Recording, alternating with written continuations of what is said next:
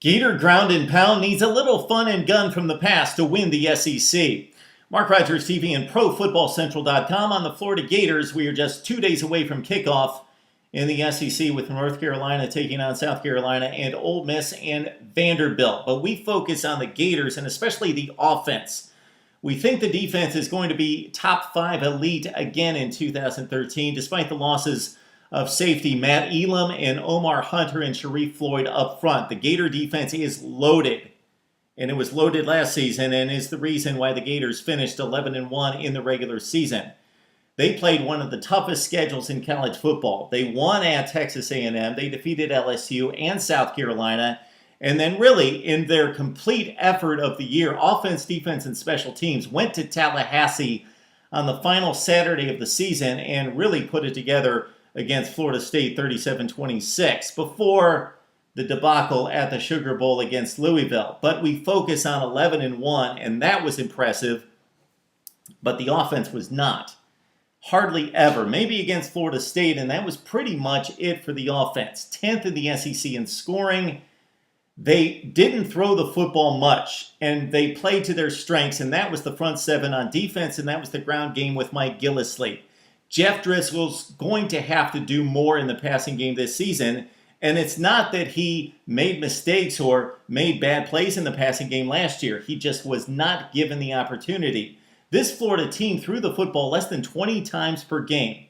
Driskel threw it 245 in 13 games. He completed almost 65% of his passes, 12 touchdowns and 5 picks, so he didn't turn it over. Maybe held onto the football too much, and we'll get to that in just a second. But if anything, Driskel made the right throws. He threw it underneath. He played to the strengths. They punted the football when they needed to. They moved the chains, and mostly with Driskel's legs. He ran for about 400 yards and about 8 touchdowns. And Driskel really played well, but he needs help, and he needs to make bigger plays in the passing game with more production from the outside receivers. And there's not a whole lot there. Quinton Dunbar caught 36 passes last year and 4 touchdowns. Then you've got Trey Burton with 18 receptions. That's all the production coming back. Basically, those 54 receptions out of the wide receivers. Then after that, senior Solomon Patton caught 1 pass last season. Can't expect him to produce too much this year. Couple freshmen who didn't do much, but again, they're just freshmen, so they could step up and make some plays and get some looks in the passing game.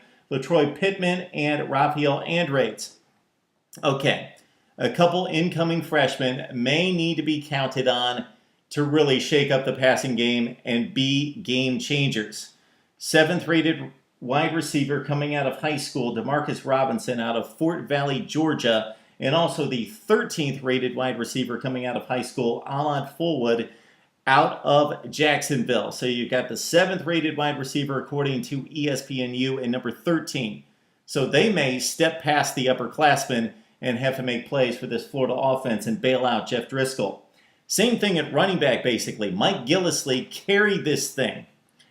He wasn't overly talented, fast, big, but you talk about an intelligent, tough runner. A guy who against SEC defenses carried the football when everybody in the box knew it was coming at them, and Mike Gillislee was the guy.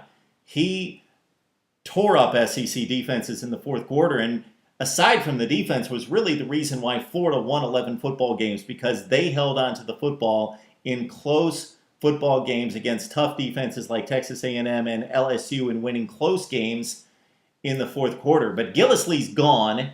He's replaced by, most notably, Mike Jones, who ran for 275 yards last season. Jones is probably a more talented runner, faster runner, but is he going to be as tough and smart and really wear on defenses in the fourth quarter? He doesn't have a whole lot of help. He's got junior Mack Brown, who ran for 102 yards last season. But after that, you're talking about Mark Herndon, a walk-on, and also a safety transfer, a guy that's transferring from safety to running back in Valdez Showers. Okay, where Florida could be really special. Think of wide receiver, the incoming freshman, 7th and 13th rated in the country. Florida at running back could be really young and talented if they give the job eventually to this guy. Kelvin Taylor, the #1 rated running back coming out of high school, according to ESPNU, out of Belgrade, Florida. And also, Florida picked up the 15th rated running back out of high school. That's Adam Lane out of Winter Haven. So it could be Jones, but later in the season, as he gains experience and time and reps with the football, if Kelvin Taylor gets a chance, he could be very special. Okay, the offensive line, it was an interesting performance in 2012 because despite only throwing the football about 270 times, Driskel threw it 245. They threw it a total of about 270. 39 sacks out of the offensive line. That was 7th worst in the country. Well, part of that was the lack of technique in the passing game, but that was also Driskel holding onto the football and trying to make plays with his legs. So the pass blocking, not quite that bad, but it certainly wasn't good. These guys were road graders. They plowed the way for Gillislee, again, when the defenses didn't have to respect the downfield pass. Gillislee and the offensive line made things happen in the running game, most notably with 3 starters coming back. You've got right guard John Halapio, who had 33 career starts, Halapio, and then also Jonathan Harrison, the center. Jonathan Harrison has 27 career starts. They've got 3 starters back, but this offensive line is mostly going to be bolstered in terms of depth by a couple of transfers from Nebraska and Maryland, in Max Garcia from Maryland and Nebraska's Tyler Moore. They come in as reinforcements and will vie for playing time. That's the situation in Florida. The offense was atrocious last season at times. It could be basically the same story because you've got the same players in place this season, and you've lost Jordan Reed at tight end, who was Driskel's security blanket, and most notably, they've lost Mike Gillislee at running back. But you've got all that incoming freshman talent. But are they going to be ready to step in and play against the SEC? We shall see. Would love to hear what you have to say about the Florida Gators and the SEC race right here on Mark Rogers TV and ProFootballCentral.com.